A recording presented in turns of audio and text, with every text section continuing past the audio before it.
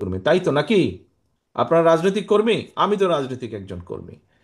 এই যে দেখেন, সবাই হাত তুলেছেন, আপনারা রাজনৈতিক কর্মী।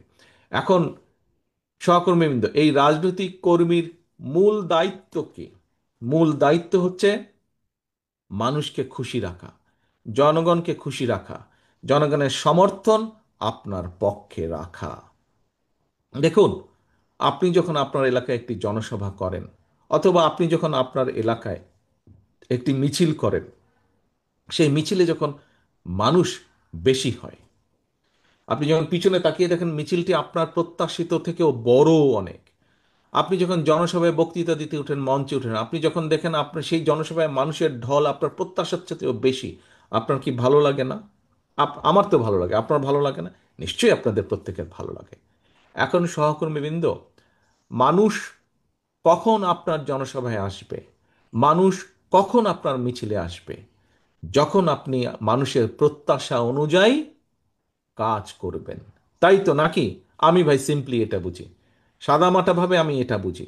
আপনি যখন জনগণের প্রত্যাশা অনুযায়ী কথা বলবেন, জনগণের প্রত্যাশা অনুযায়ী কাজ করবেন, তখনই তো জনগণ আপনার সাথে থাকবে। আজকে দেখেন, এই যে যেই দলটা পালিয়ে গিয়েছে, এই বেশি দিন ঘটনা, 1 বছর আগেও, গত বছরও এই সময় কিন্তু ওই স্বৈরাচার আমাদের ঘাড়ের উপরে, দেশের মানুষের ঘাড়ের উপরে চেপে বসেছে। আজকে যেই স্বৈরাচারকে বাংলাদেশের মানুষ বিতাড়িত করে দিয়েছে, এই দেশ থেকে বিতাড়িত করে দিয়েছে। কেন বিতাড়িত করে দিয়েছে? তার অন্যতম মূল কারণ হচ্ছে এই দেশের মানুষ যেভাবে চেয়েছিল, তাদের দল, তাদের নেতারা, তাদের কর্মীরা সেভাবে কথা বলেনি, সেভাবে কাজ করেনি। তাই তো নাকি? এক কথায় তো তাই। মানুষের প্রত্যাশা অনুযায়ী তারা কাজ করেনি, সেই জন্যই তাদের আজকে এই পরিণতি। প্রিয় সহকর্মীবৃন্দ, কাজে আমাদের অন্যতম মূল দায়িত্ব হচ্ছে মানুষের প্রত্যাশা অনুযায়ী।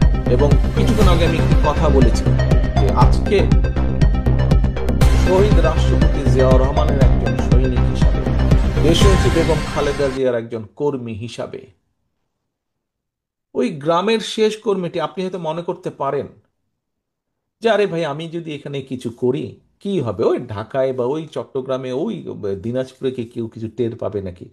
পটুয়াখালী জেলার অন্য জায়গায় তো মানুষ টের পাবে না। এটি ভুল ধারণা সম্পূর্ণ। আপনার এই ধারণাটা ভুল। আজকে আপনি যদি এলাকায় এমন একটি কোনো কাজ করেন, যেই কাজটি মানুষ পছন্দ করে না, এটির এফেক্ট আপনি নয়, এখানে উপস্থিত প্রত্যেকটা নেতাকর্মীকে এটির নেগেটিভ এফেক্ট, অর্থাৎ এটির খারাপ প্রতিক্রিয়া ভোগ করতে হবে।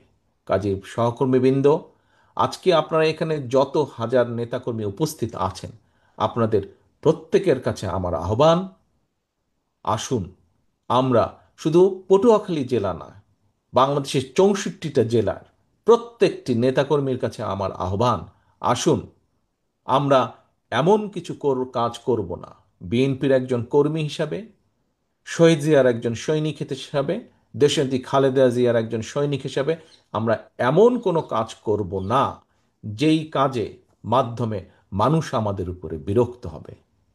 ইনশাল্লাহ, প্রিয় সহকর্মীবৃন্দ, আপনাদের সাথে শীঘ্রই ইনশাল্লাহ দেশের মাটিতে ইনশাল্লাহ দেখা হবে। সকলে সুস্থ থাকবেন, সকলে ভালো থাকবেন। আল্লাহ হাফেজ। বাংলাদেশ জিন্দাবাদ। বাংলাদেশ জাতীয়তাবাদী দল জিন্দাবাদ। আসসালামু আলাইকুম।